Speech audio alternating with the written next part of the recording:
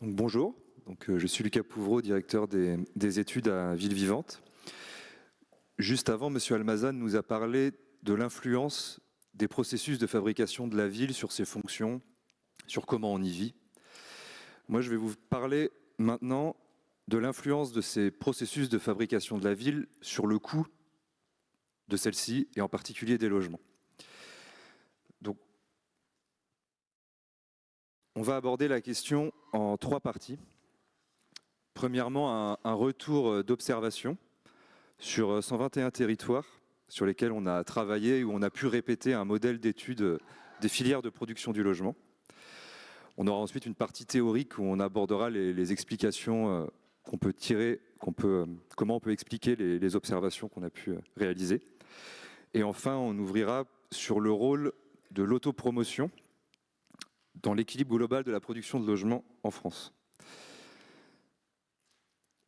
Donc, je vous parlais de la partie observationnelle où on a pu répéter sur 121 territoires, intercommunalités en France, un modèle d'étude et d'analyse des filières de production du logement qui se base sur une classification de la production du logement en 6 à 10 familles, dans lesquelles on va distinguer en 2 ce qui est de l'autopromotion, au sens où c'est la personne qui va habiter ou exploiter le logement, qui est le maître d'ouvrage du projet. Donc c'est faire bâtir. Vous allez avoir des divisions parcellaires, simples, sans aménagement, et des lotissements essentiellement dans l'autopromotion. Dans la promotion immobilière, on classe les maisons individuelles groupées d'une part, et ensuite plusieurs classes de promotion immobilière selon leur taille. Entre les deux, et on va moins en parler aujourd'hui, enfin en tout cas dans mon intervention, il y a la création dans le bâti ancien, qui est parfois de l'autopromotion, parfois de la promotion, quelque chose de plus hybride. Cette classification des filières, rapidement pour la méthodologie, elle est basée sur l'analyse des fichiers fonciers et la reconstitution des assiettes de projet. C'est-à-dire qu'on va prendre le parcellaire antérieur, l'unité foncière actuelle, et en croisant cela, on va pouvoir savoir quelle était l'échelle du projet, si ça concerne des maisons ou des appartements, etc. Et trier ensuite les filières entre elles, avec différentes tailles de promotion immobilière, distinguer ce qui est du lotissement avec aménagement, ce qui est sans aménagement, etc. Et on recroise ensuite cette production avec les bases de demande de valeur foncière, desquelles on obtient les prix de sortie des logements pour les filières de la promotion, puisque comme je vous le disais, en promotion, on vend un logement prêt à habiter, et en autopromotion, on récupère le prix de vente des terrains sur lesquels on applique un coût de construction qu'on projette sur la surface qui a été effectivement bâtie. Et grâce à cette méthodologie, on arrive à avoir sur un territoire la totalité des logements produits, croisés avec leur prix. Donc vous avez sur cet axe la surface habitable du logement et son prix de sortie par filière, et localisé à la parcelle. Donc là, c'est l'exemple de Aix-Marseille Métropole. Donc, le premier enseignement de ces analyses générales, qu'on peut généraliser, il concerne la répartition géographique des 2 filières. On va avoir, dans chacune des aires urbaines où on a pu faire cette étude, là vous avez le cas au pôle métropolitain Loire-Angers, une forte spécialisation spatiale des filières de la promotion. Donc là, vous voyez sur cette carte, c'est les teintes plutôt bleues et violettes, celles qui sont en promotion, qui vont se concentrer sur la ville-centre Angers et 3-4 communes autour. Et enfin, l'autopromotion va couvrir l'ensemble de l'espace. Vous avez la même chose ici dans un autre exemple à Pau, où pareil, on a la commune de Pau plus 3 communes limitrophes qui ont une production de logements avec des filières diversifiées. Le reste de l'agglomération, on est quasiment que sur de l'autopromotion. Ici, dans une métropole, celle de Clermont-Ferrand, même chose, il n'y a que Clermont-Ferrand et Chamalières qui produisent de la promotion, soit 2 communes. Un autre territoire plus tendu cette fois-ci, et même dans un territoire plus tendu, on va avoir la promotion immobilière qui reste concentrée dans le cœur urbain, ici entouré en rouge, qui représente un peu moins d'une dizaine de communes. Enfin, à La Rochelle, c'est un peu notre muse à Ville Vivante, La Rochelle. On en parle souvent. On a un exemple très caricatural de spécialisation géographique des filières avec La Rochelle et les communes limitrophes, malgré que le territoire soit le plus tendu de tout ce qu'on vient d'aborder. Donc ça, c'est le premier enseignement généralisable de ces retours d'expérience sur ces analyses de filière. Le second, c'est que dans une même aire urbaine, on a en prix de sortie entre 500 € et 1 500 € au mètre carré de différence de prix entre l'autopromotion et la promotion immobilière. Je reviens sur mes exemples. Pôle métropolitain Loire-Angers, vous avez les divisions parcellaires et le lotissement ici qui sortaient à l'époque, parce que ça a été fait en 2020, autour de 2 000 € du mètre carré et la promotion autour de 3 000. À Pau, Pau-Béarn-Pyrénées, c'est le territoire que l'on a étudié où les prix de la promotion immobilière étaient les plus bas. On n'a pas trouvé plus bas avec une production aussi significative. Donc on a encore 1 000 € du mètre carré d'écart.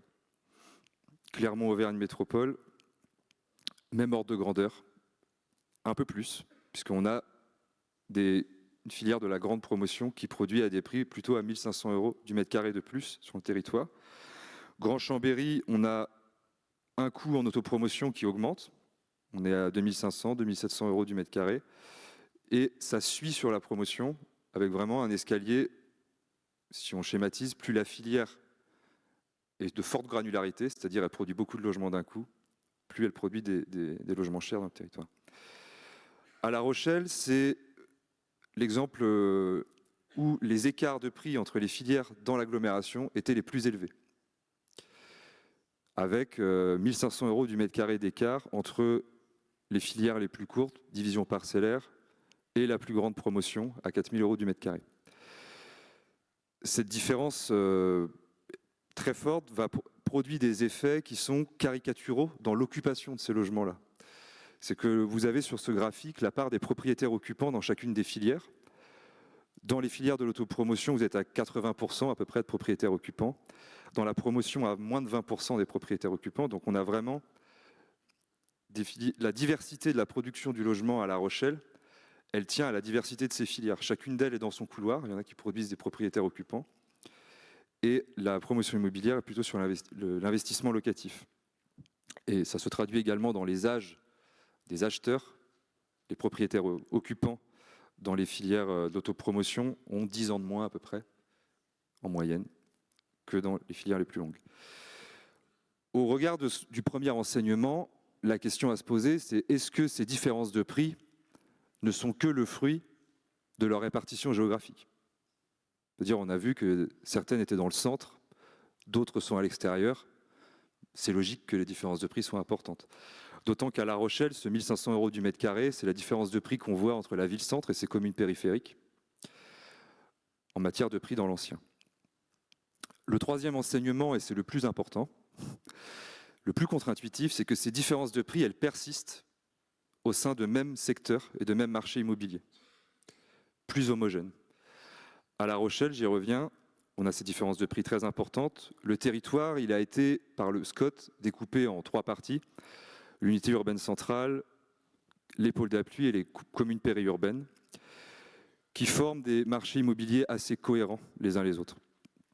Si on prend dans l'unité urbaine centrale et qu'on reprend une filière de l'autopromotion, les divisions parcellaires, et qu'on compare avec la grande promotion, on a encore ce décalage et cette différence de prix. Les deux augmentent. La division parcellaire est plus chère que dans le reste du territoire, logique. La grande promotion aussi. Mais cette différence de prix, elle persiste dans des secteurs homogènes. Quand on prend les pôles d'appui, cette différence de prix, elle continue. Par contre, la promotion, on voit qu'elle s'ajuste par les volumes. C'est-à-dire les prix baissent peu, mais ça s'ajuste par les volumes, et dans les communes périurbaines, de la même manière. On a plus de différences de prix entre les filières qu'entre les géographies dans l'agglomération. C'est ça qui est assez contre-intuitif. Dans un exemple plus récent, je vous parlais de la métropole Aix-Marseille-Provence tout à l'heure, on a répété le même exercice en découpant le territoire en 4 catégories de prix de l'immobilier ancien, où on a écarté ainsi les secteurs extrêmes, c'est-à-dire extrêmement abordables, extrêmement chers. Et quand on regarde les 2 catégories intermédiaires, la première qui est la plus abordable, donc c'est ce que vous voyez sur cette carte, là vous avez les prix en promotion immobilière autour de 3 800 € du mètre carré. Et sur les 2 filières de l'autopromotion, vous avez encore 500 € du mètre carré de différence en médiane, avec une dispersion plus forte, on en parlera plus tard. Et plus le territoire est coûteux, plus cet écart augmente. Quand on passe dans le territoire qui est intermédiaire et plus coûteux, on a plus 500 € du mètre carré de différence, mais on repasse à quelque chose qui est proche de 1000 € du mètre carré. On a un écartement des deux filières plus important. Donc, ces observations empiriques, on peut les expliquer, liste non exhaustive, avec 4 hypothèses d'explication. La première, tout simplement, qui est le travail de maîtrise d'ouvrage délégué, qui est complexe, professionnel. On parlait tout à l'heure de filière amateur, entre guillemets, et filière professionnelle. Plus votre projet est gros, plus il est complexe, plus il a un coût. C'est plus facile de faire 50 fois un projet qu'une fois 50 projets. Sur un deuxième point, ça va être les intermédiations sur le foncier et le bien. Si on prend les différentes filières de production, vous avez tout à gauche ce qui c'est des divisions parcellaires sans aménagement, les lotissements, la promotion immobilière hors zone d'aménagement et ensuite la promotion immobilière en opération d'aménagement. Tous les points rouges que vous voyez, les cases en rouge, ce sont des frais financiers qui sont liés à des transactions. Plus votre filière est longue, plus il y a de transactions, plus il y a des frais qui sont imputables à ça.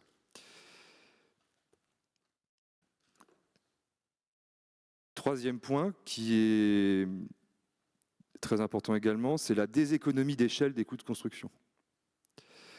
C'est une notion qui a été beaucoup étudiée dans les années 2010, notamment par Jean-Charles Castel, et dont les travaux mériteraient d'ailleurs une actualisation. Mais à l'époque, on avait pu déterminer que plus le projet était dense, plus les coûts de construction au mètre carré étaient élevés, ce qui est encore quelque chose qui pourrait être contre-intuitif. C'est que vous avez une déséconomie d'échelle.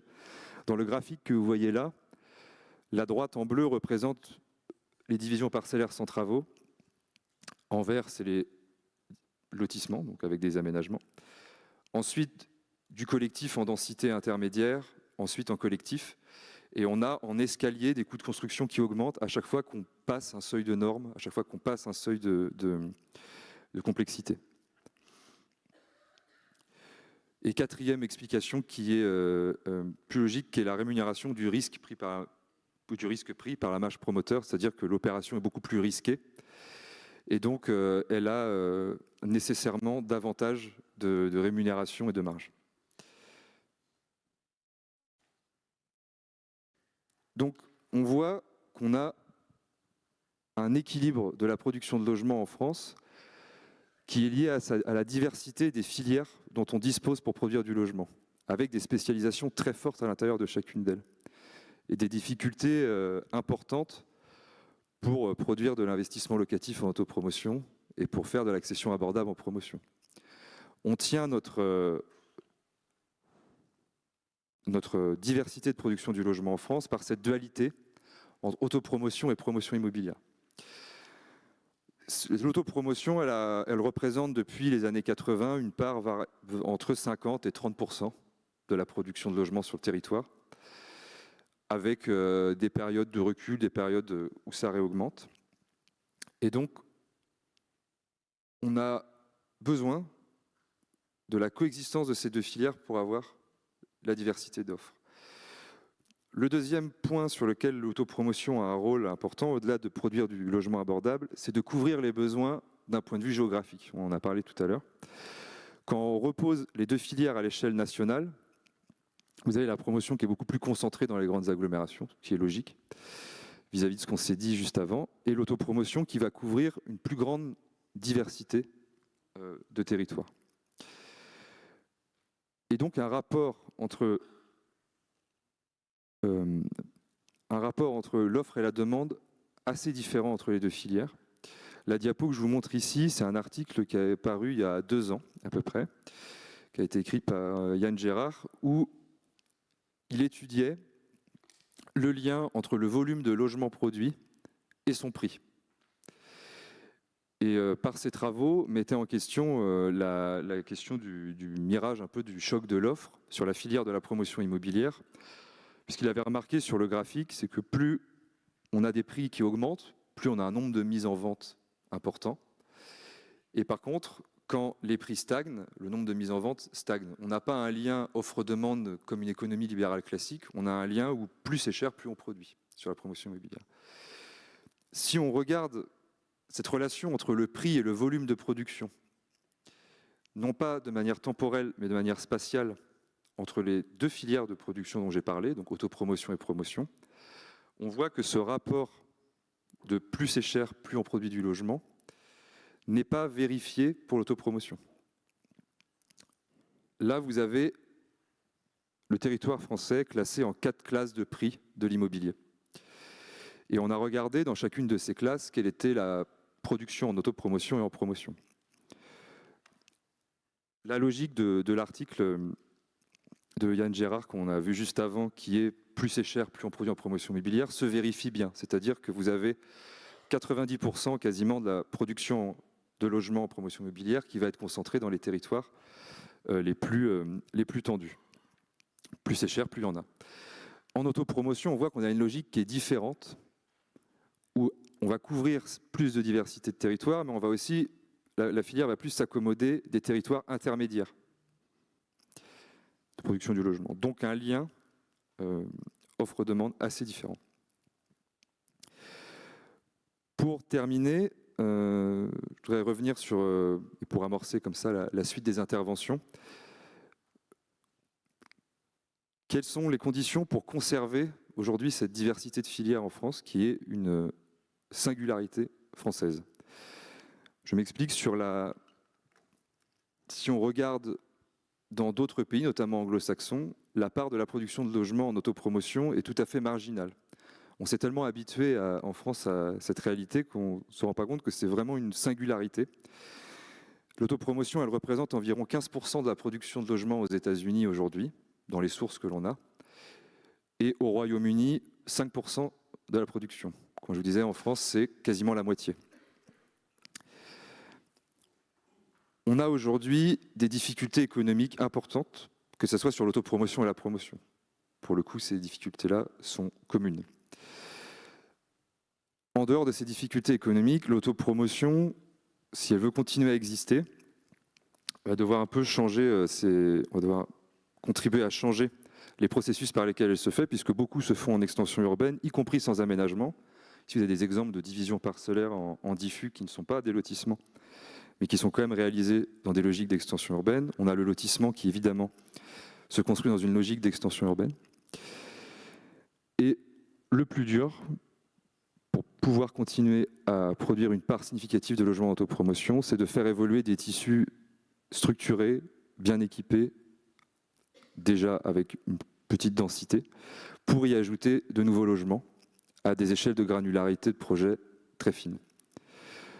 Donc un enjeu de réussir à mettre en route ces process de densification pavillonnaire dans ces tissus bien structurés pour pouvoir conserver cette filière-là, dont le mérite principal est, je vous l'ai déjà évoqué, la capacité de produire une offre de logement abordable de manière, disons, naturelle, c'est-à-dire sans montage foncier ni juridique, mais juste par le simple fait que le processus permet cette production de logements abordables.